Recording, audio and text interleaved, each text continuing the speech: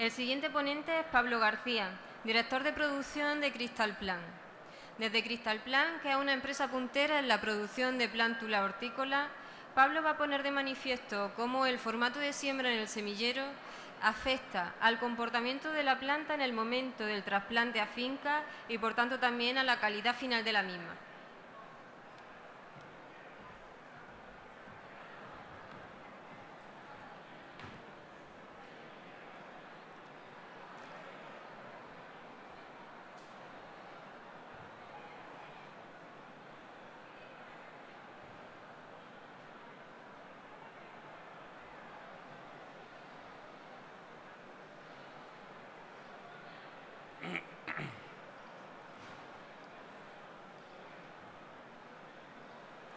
Bueno, buenas tardes a todos. Soy Pablo García, como ha dicho la compañera, y vamos a tratar de definir los distintos parámetros que al final definen la calidad de una planta hortícola a nivel de semillero. Pero primero vamos a ir empezando definiendo lo que es exactamente lo que significa el término calidad, porque al final son parámetros objetivos que te permiten diferenciar tu producto respecto a la competencia con unos niveles o con unos parámetros que están realmente definidos para así saber si tu producto cuantitativamente es mejor que el de la competencia o no. Pero aquí existe una ligera dicotomía, porque ese concepto de definición de planta perfecta no siempre coincide entre lo que al final piensa el cliente o el agricultor y al final lo que piensa el semillero o el productor. Por tanto, para un agricultor, al final, la calidad de planta se define por el precio que tenga la planta, la homogeneidad de la partida, que la planta sea compacto, que al final haya usado un número determinado de semillas para producir su planta que no le haya supuesto ningún tipo de quebranto económico, que el estado sanitario sea óptimo y al final que cumplas con los plazos de entrega que has pactado. Pero al final, para el propio semillero, ese concepto va un poquito más allá, porque al final el semillero lo que pretende es ofrecer al agricultor una planta que tenga la mejor respuesta posible al trasplante. Y eso, al final, es dinero y rentabilidad para el negocio del agricultor, que al final es pues, su producción. Entrando en cómo nosotros cuantificamos, al final, esos parámetros que al final definen la calidad de la planta, tenemos parámetros como, por ejemplo, el porcentaje de materia seca. En el porcentaje de materia seca, para que os hagáis una idea, en condiciones de estrés por trasplante en época fría en tomate, se puede llegar con un 1% más de porcentaje de materia seca a un índice de prendimiento de un 30% mayor. Con lo cual, al final, una planta con un mayor contenido en materia seca viene directamente relacionado con esa calidad o resistencia al trasplante. Lógicamente, también influye el número de hojas. En el mismo tiempo de producción no es lo mismo llevarte una planta con 4 hojas o en un estado fenológico con 4 hojas que llevarte una planta con un estado fenológico de 6 hojas. ¿Vale? Porque al final esa planta a mayor número de hojas también tiene una mayor capacidad de aguantar ese estrés por trasplante. También influye el índice de área foliar, que al final es el tamaño de hoja. Lógicamente una planta con una hoja más abierta, con una mayor superficie de hoja, es fotosintéticamente más activa y al final eso le permite acumular más carbohidratos que al final es una ayuda para poder pasar mejor lo que es la época del trasplante. También influye, lógicamente, la altura de la planta. Una planta muy aislada, eso al final es una planta muy endeble que cuando tenga unas condiciones drásticas en el trasplante va a haber una merma importante. Esto va en relación también con el grosor de tallo. El grosor de tallo tiene que ser lo más grande posible para que al final esté la planta muy compacta. Y eso, en la relación de esos dos parámetros, la altura de la planta con el grosor de tallo, te da el índice de aislamiento. Cuanto menor sea ese índice de aislamiento, igualdad de formato, querrá decir que la planta es mucho más compacta y tiene muchísima mayor calidad.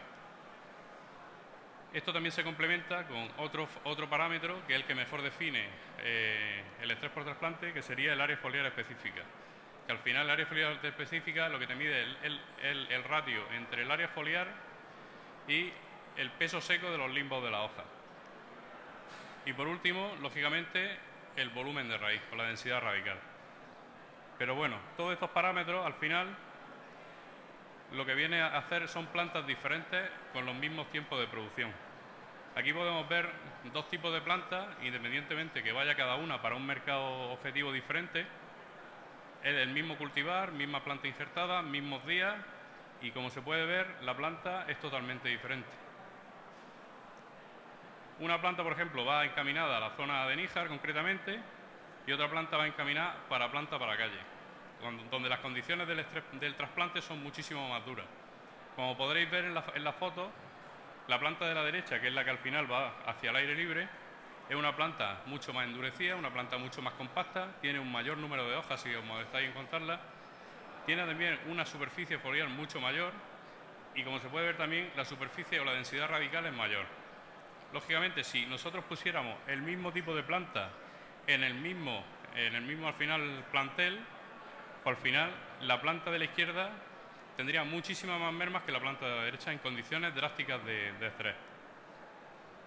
Definiendo ya lo que serían los parámetros al final de una planta, siempre partiendo de un mismo tipo de formato, pues al final la planta tienes que buscar una planta con una altura contenida, con un buen equilibrio.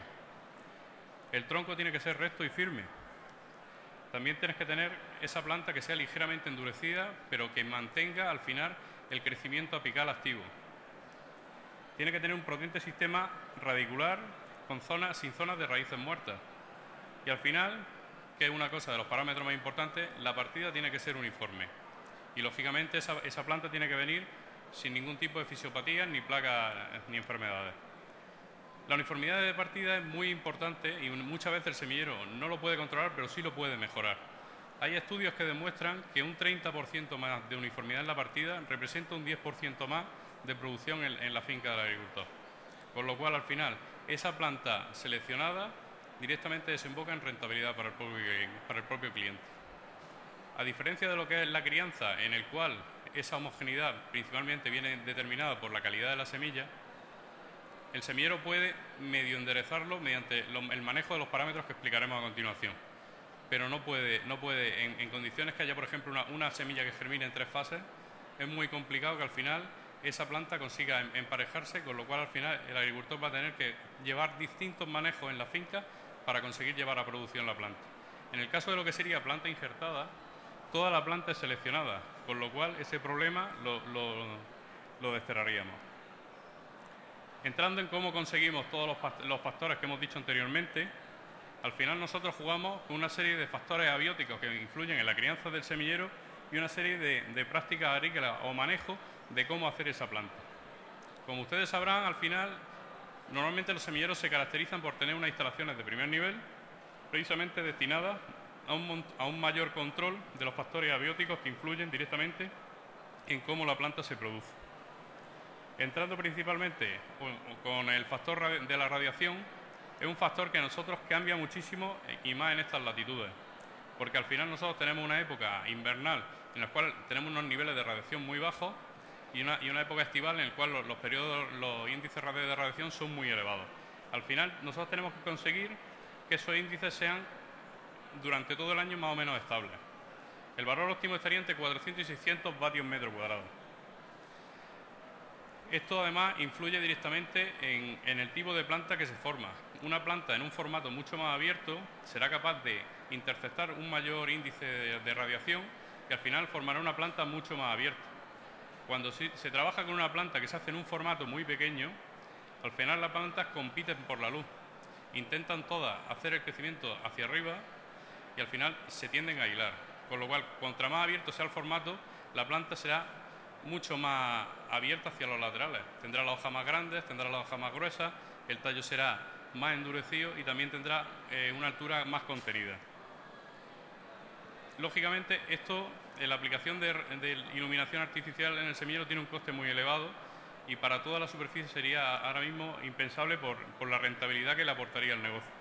Pero en ciertos procesos productivos, a efectos de mejorar los parámetros de producción y reducir las pérdidas, por ejemplo, en el proceso de injertado, nosotros lo hemos implantado en los túneles de prendimiento, consiguiendo reducir en las épocas peores del año, que puede ser diciembre y enero, las pérdidas que registramos en nuestros injertos de sandía.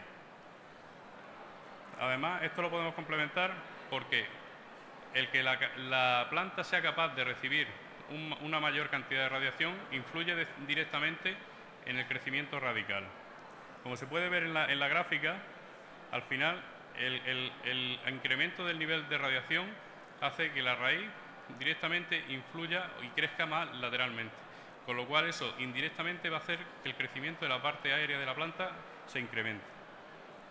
Entrando ya en lo que serían otros parámetros a controlar, como sería la cantidad de nivel de CO2 y la cantidad de humedad relativa, en el semillero el uso de CO2, por nuestra experiencia, entendemos que no tiene mucho sentido porque al final no es económicamente rentable. Las plantas suelen estar en el semillero un periodo muy corto, alrededor de como máximo 60 días, con lo cual no vamos a influir excesivamente en cómo incrementa su masa vegetal durante el tiempo que está la planta en el semillero. Lo que sí nos preocupa mucho de controlar es la humedad relativa en el semillero. ¿Por qué? Porque depende la humedad de muchos factores. Además, las condiciones dentro del semillero que tenemos en la época invernal no tienen nada que ver con las que tenemos en la época estival. En la época invernal se tienen dobles techos, la ventilación hay que gestionar mucho mejor, se utiliza plantas que suelen ser cucurbitáceas, que tienen hojas muy grandes, con lo cual el manejo de la humedad relativa es crítico para evitar enfermedades fúngicas. En el verano nos pasa lo contrario. Trabajamos con plantas que suelen ser solanáceas y buscamos al final, al trabajar en formatos muy tupidos, bajar esa humedad relativa o ese microclima que se genera dentro de la propia bandeja. Con lo cual, para nosotros es prioritario que el control de la humedad relativa en el semillero sea estable a lo largo del año. Y por último, la planta tiene que estar totalmente seca. O sea, la planta tiene que hacer unos ciclos de secado, como explicaremos en el manejo que se realiza del riego, para que al final no tengamos problemas derivados principalmente de ataques fúngicos. Ya entrando en lo que sería el factor más crítico dentro de los factores abióticos, que sería la temperatura, este factor directamente te influye en el crecimiento de la planta. Como sabréis, pues al final una planta en invierno se puede llegar a tardar casi el doble de tiempo en producir que una planta en verano. Eso lógicamente está influido primero por la temperatura y seguidamente por la radiación. Como podéis ver en la gráfica, al final la planta tiene unas temperaturas críticas en las cuales la planta se desarrolla perfectamente. Por debajo de ese umbral las plantas tienen un subestrés y por encima de ese umbral también ocurre lo mismo. Cuando ya llegamos a unas temperaturas muy elevadas o muy bajas, al final hay daños por frío o parada productiva, porque al final un alto índice, por ejemplo, de esa temperatura va a hacer que la planta biológicamente se pare. Entrando en lo que sería la importancia de la temperatura, también indicar que eso influye directamente en la cantidad de raíces que es capaz la planta de emitir, porque al final la planta o el sustrato, la temperatura del mismo, influye directamente en el crecimiento radical.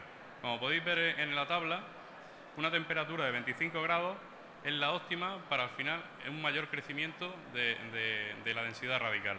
Por debajo de esa temperatura y por encima, la planta pierde raíz.